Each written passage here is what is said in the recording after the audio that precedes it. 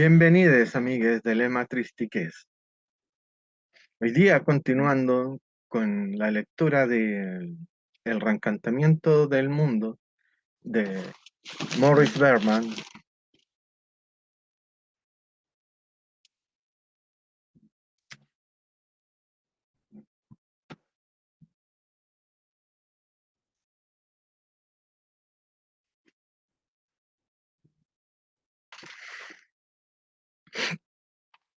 vamos a ir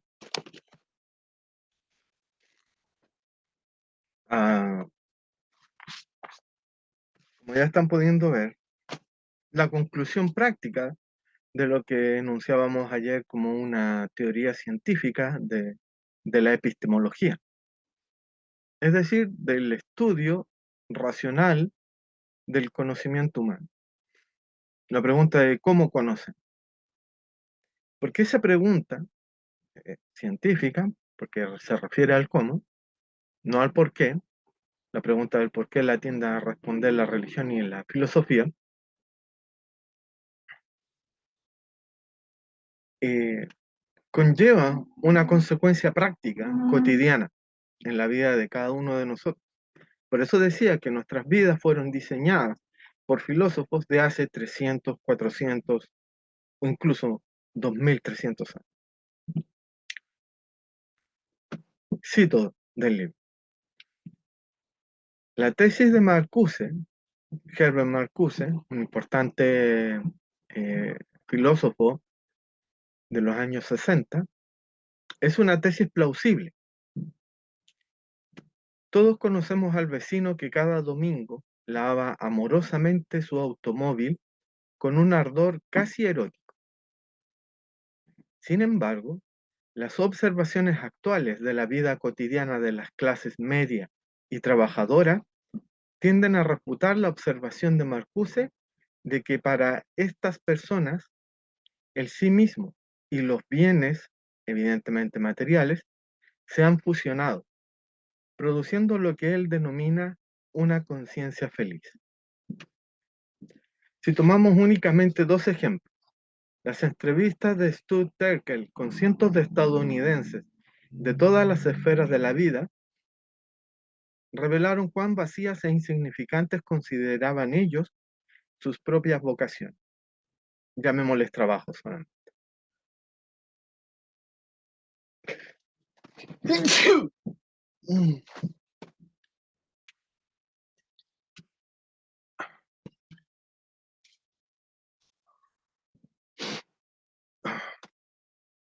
Oh, disculpen, el lugar donde vivo es muy frío y a pesar de que ya es casi mediodía, sigue siendo muy helado. Por eso me produce tos y estornudo.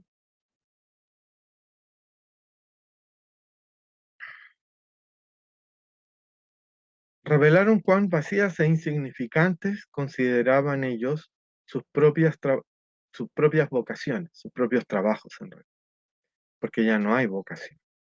De eso hablaremos más adelante.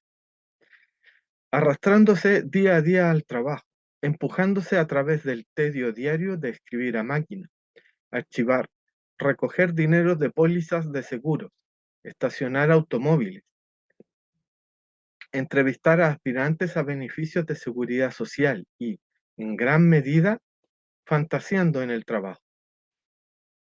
Estas personas, dice Terkel, ya no son caracteres tomados de Charles Dickens, sino que salidos más bien de Samuel Beckett.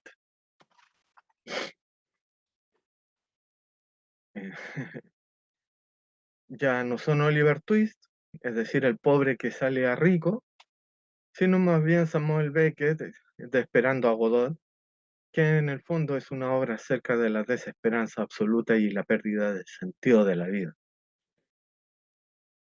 El segundo estudio de Sennett y Cobb demostró que la noción de Marcuse de un consumidor inconsciente, y deberíamos agregar inconscientemente feliz, estaba completamente errada.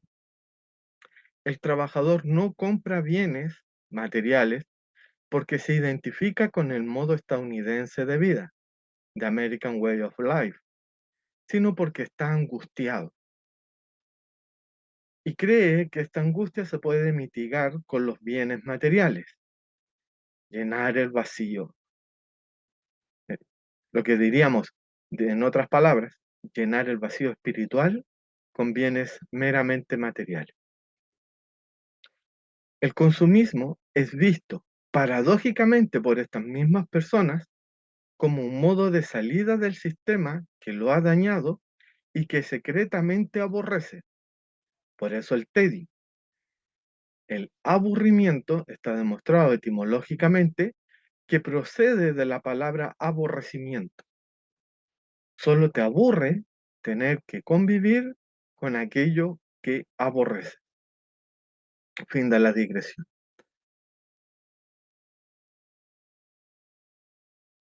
Paradójicamente como un modo de salida del sistema que lo ha dañado y que secretamente aborrece. Es un modo de mantenerse libre de la garra emocional del sistema. Y es aquí lo que decíamos ya ayer. Este, este libro para mí es el primero en que manifiesta que la esencia de la persona es una esencia emocional, emotiva. Primero son las emociones y después la razón.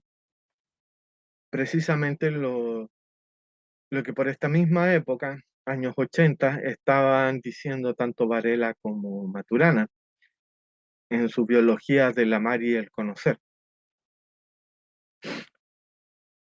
Por lo tanto, la edad moderna es en sí misma una edad revolucionaria en tanto y en cuanto invierte los valores o invierte la valoración de la emoción y la razón. Al declarar que el hombre es un ser racional, como decía Aristóteles hace más de 2300 años, el hombre ha negado la realidad. Y eso es lo peor de todo. No hay nada peor que negar la realidad. Y si ya desde hace 2300 años, cuando Aristóteles dice que el hombre es un ser racional, toda la filosofía occidental parte de este quid pro quo, de este cambio de una cosa por otra, en el orden de las prioridades y de la valoración como importante, entronizando a la razón por sobre la emoción. Cuando la realidad es todo lo contrario, lo más importante es la emoción. Y la razón es simplemente, como dijéramos, el Sancho Panza de Quijote, el escudero, que le presta armas y es decir, ideas, porque las ideas primero son herramientas y dentro del conjunto de las herramientas más importantes son las armas, porque permiten, tal como decíamos ayer, convertirse en amo y dueño del mundo. Y es aquí que en este párrafo, sin decirlo explícitamente, lo está diciendo implícitamente.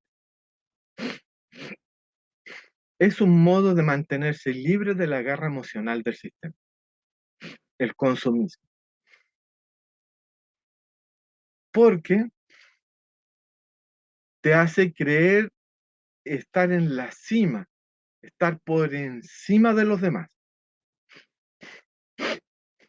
Por eso la fiebre de los celulares, por ejemplo, o mejor dicho, del último modelo.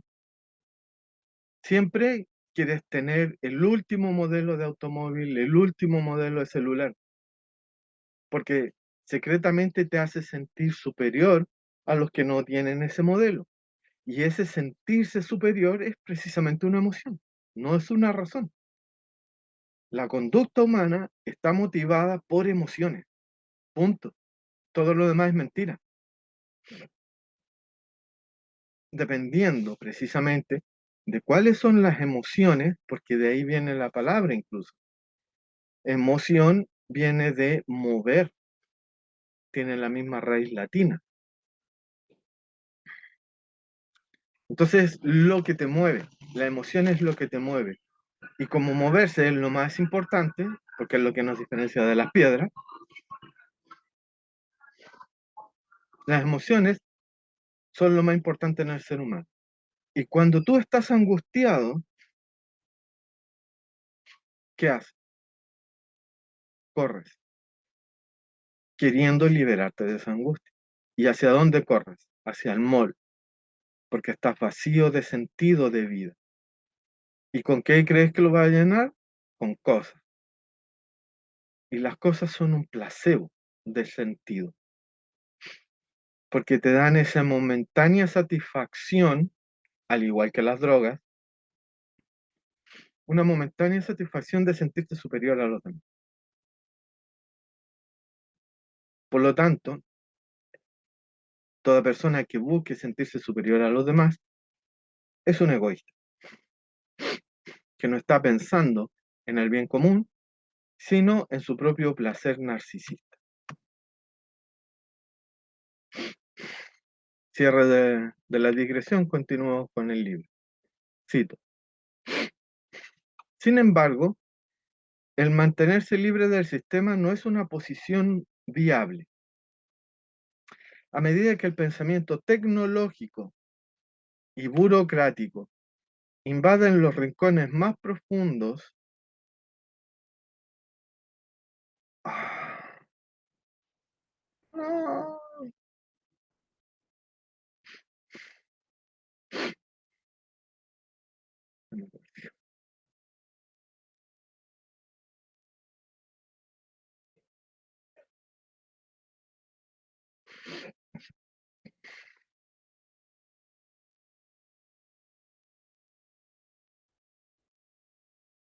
aquí está.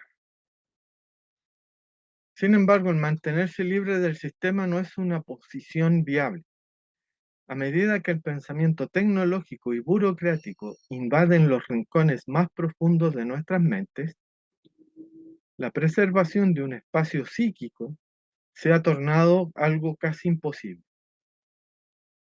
Los así llamados candidatos de alto potencial para posiciones ejecutivas en corporaciones estadounidenses han recibido generalmente un tipo de educación especializada superior en que se les enseña a comunicarse persuasivamente, a facilitar la interacción social, a leer el lenguaje corporal y otras cosas parecidas.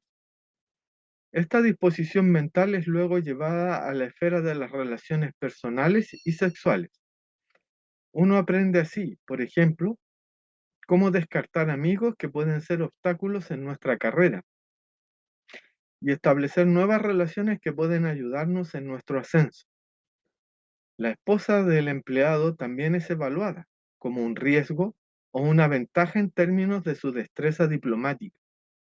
Y para la mayoría de los varones en las naciones industrializadas, el acto sexual en sí mismo se ha convertido literalmente en un proyecto, en una empresa, podríamos decir. Un asunto que consiste en utilizar las técnicas adecuadas para alcanzar la meta prescrita y así ganar la aprobación deseada.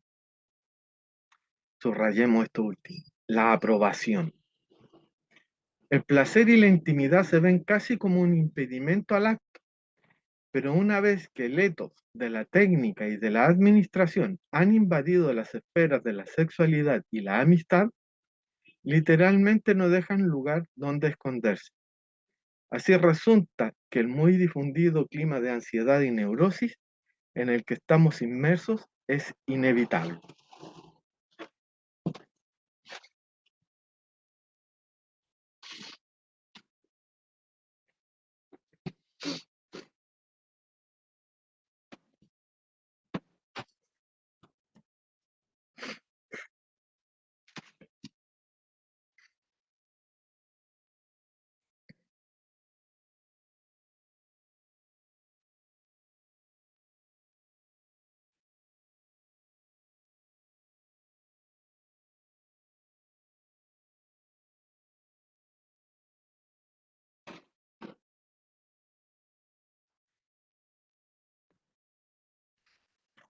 De esta manera, Recordemos que este libro es de 1981. Hace más de 40 años fue su publicación original. Es decir, las ideas aquí expresadas fueron pensadas en los años 70,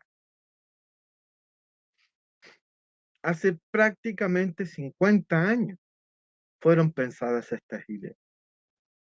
Y ahora cobran una actualidad eh, tan, tan evidente, por ejemplo, en el uso de ansiolíticos. Porque lo que nos está diciendo en este párrafo es la cultura del rendimiento. Todo es rendir, rendir, rendir. Y no solamente rendir, sino que rendir cada vez más. Recordemos lo que decía ayer, el eterno crecimiento infinito de la economía dentro de un planeta finito. Como ya no hay más bienes materiales que explotar, porque los recursos materiales del planeta son finitos, debido a que el planeta no crece, sino que se mantiene del mismo tamaño, se buscan nuevos mercados que comerciar, nuevas mercancías. ¿Y cuáles son las nuevas mercancías? Los conocimientos. ¿Y los conocimientos de qué? De tu psicología, de tu personalidad, para poder venderte aún más cosas. Y que tú te comportes como un comprador compulsivo. Es decir, absolutamente irracional y que actúa precisamente neuróticamente, compulsivamente, para que adquieras cada vez más productos que cada vez duran menos, para así comprar cada vez más, sobreendeudarte y que tengas que rendir cada vez más en tu trabajo hasta que la explotación te termina literalmente explotando. Y se produce el fenómeno del burnout o del quemarse. Digamos que este libro presagia todos los conceptos vertidos por Byung-Chul Han en La sociedad del cansancio. Te cansas de que cada cosa, de que cada interacción con cualquier persona, incluso tu pareja, tu propia familia, esté mediada por el consumo de, llamémoslo por su nombre, despiadado. Eso cansa. ¿Y qué habíamos dicho ayer? Deja de haber ganas de vivir. Ya no le da ganas de vivir a la gente. ¿Y qué hace? Se droga o se mata. Porque produce ¿cómo dijéramos? El desencantamiento del mundo produce dos emociones: pena, tristeza e ira. Drogas, armas automáticas y tiroteos. Y eso lo vemos en Estados Unidos, que es precisamente en donde está ambientado este libro.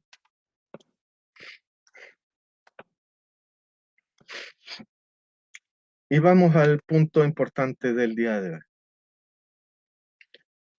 Estos bosquejos del pasaje psicológico interno dejan al descubierto las maquinaciones del sistema. Ojo, no es, eh, como dijéramos, no es azar, no es casualidad, es premeditado, es planificado, todo el sistema. En un estudio que oficialmente trataba de la esquizofrenia, pero que en su mayor parte era un perfil de la psicopatología de lo cotidiano, R.D. Laing mostró cómo llega a dividirse la psiquis, cómo se divide nuestra propia mente, creando falsos sí mismos en un intento de protegerse de estas manipulaciones comerciales del sistema. Si fuéramos a caracterizar nuestras relaciones habituales con otras personas, podríamos, como una primera aproximación, describirlas como están en la figura 1. Aquí tenemos al sí mismo y al otro en una interacción directa, relacionándose con el otro de un modo inmediato. Podríamos decir de tú a tú o de corazón a corazón. Prosigo. Como resultado, la percepción del otro es real, la acción es significativa y el sí mismo se siente corporalizado, vital, encantado. Pero como se insinúa claramente en la discusión de arriba, tal interacción casi nunca ocurre. Para nadie somos enteros, menos aún para nosotros mismos. Más bien, nos movemos en un mundo de roles sociales, de rituales interaccionales y juegos complejos que nos obligan a proteger el sí mismo, desarrollando lo que Laing denomina el falso sistema de sí mismo. Ahí se pueden apreciar el esquema de cómo toda relación es en sí misma un sistema bidireccional, de mí hacia el otro y del otro hacia mí. El punto es si esta relación es real o irreal, es decir, si es una verdadera relación de tú a tú o es solo la interacción de dos roles sociales, de dos máscaras, como dirían los antiguos.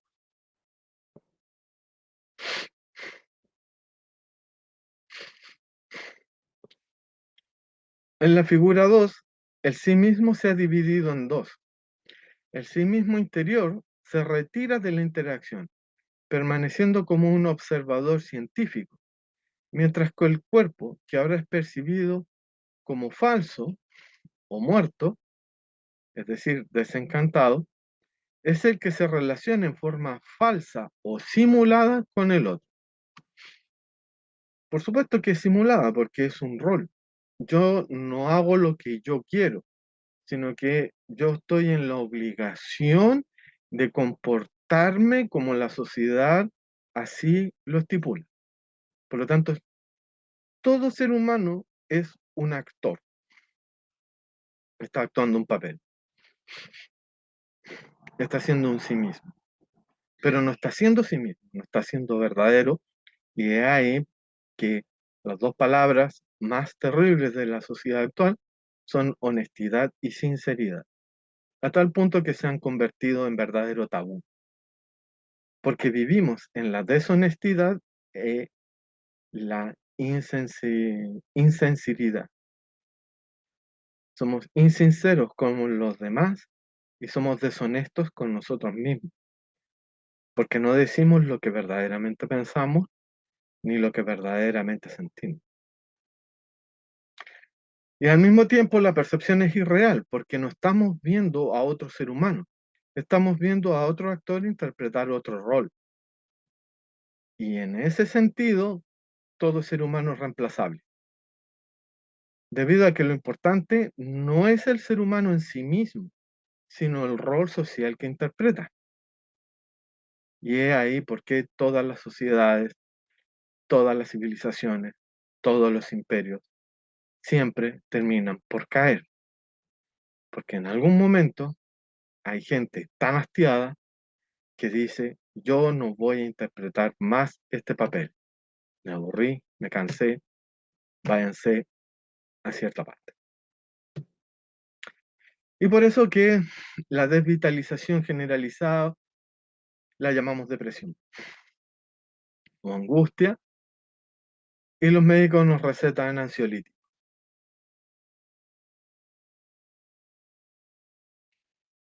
Es como ponerle muletas a alguien que no quiere caminar para que siga caminando.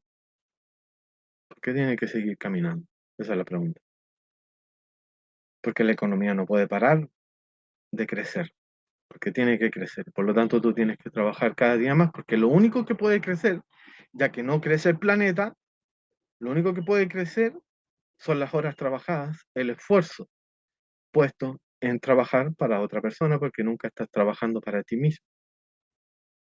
Entonces, esa falsedad que nos venden, por ejemplo, me recuerda mucho la entrada de Auschwitz. el trabajo te liberará. Por favor, el trabajo no libera, el trabajo solamente agota. Decir que el trabajo libera o que el trabajo es un derecho humano es una mentira. Es como decir la esclavitud es un derecho humano. Nadie se atreve a decirlo.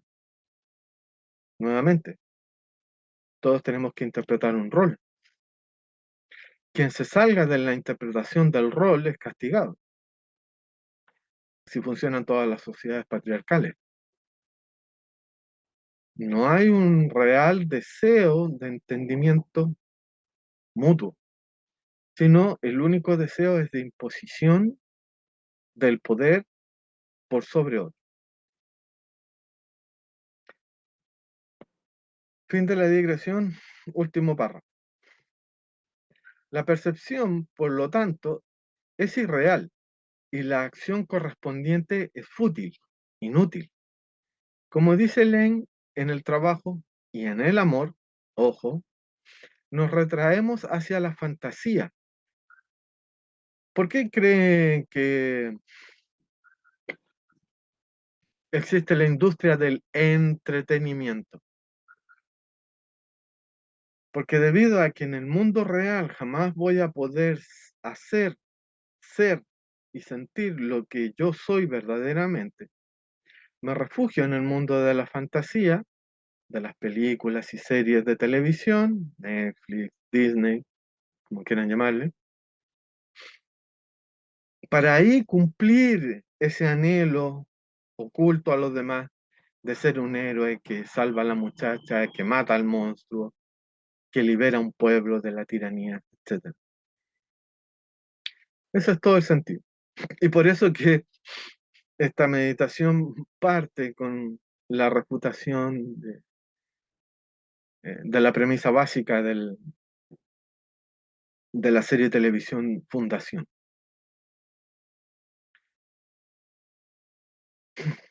Nos retraemos hacia la fantasía y establecemos un falso sí mismo, identificado con el cuerpo y sus acciones mecánicas. Precisamente mecánicas porque no nacen desde lo profundo de nuestro ser, sino que simplemente son la repetición de un rol, es decir, de una programación mental creada por la sociedad, el cual ejecuta los rituales necesarios para que tengamos éxito en nuestras tareas. Y he aquí lo importante y por qué lo enlazo con lo que decíamos ayer acerca de la infancia. Este proceso comienza en algún momento del tercer año de vida. Es reforzado en el jardín infantil y en los años de educación básica. Sigue adelante hasta la grisácea realidad de la educación media y finalmente se convierte en el destino diario de nuestra vida de trabajo. Por eso que ayer decía, el destino, la vida de todo ser humano se decide entre los 0 y los 2 años de edad. Porque ya al tercer año de edad se te empiezan a imponer expectativas sociales. Tienes que caminar, tienes que hablar, tienes que controlar el esfínter. Ya no puedes hacer lo que tú quieres desde la más temprana infancia. He ahí porque la edad de consumo de drogas ha bajado tanto. ¿Por qué en los países desarrollados, sobre todo del sudeste asiático, Japón, Corea, los niños se suicidan? Porque están tan agobiados por el deber ser que les impide ser ellos mismos, que les impide ser felices, que dicen la vida ya no tiene ningún sentido, mejor matemos. Quiero descansar.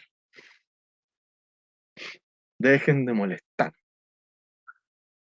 Entonces, por eso que en los años 70, Roger Waters hace una canción como The Breaking the Wall, en donde dicen dejen a los niños en paz.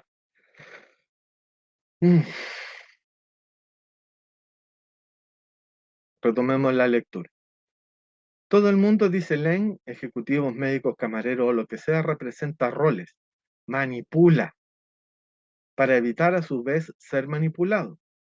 El objetivo es la protección del sí mismo, pero dado que el sí mismo está de hecho, escindido de cualquier relación significativa, es decir, de cualquier relación con el exterior, porque esto no solamente compete a la relación del ser humano, de uno mismo, por así decirlo, eh, con otros seres humanos, sino que también con la naturaleza.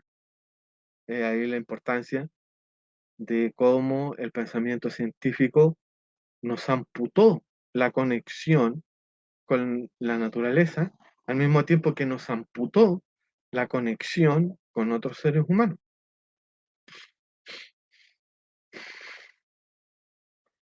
Eventualmente se sofocará a medida que los seres humanos se distancian de los eventos de sus propias vidas.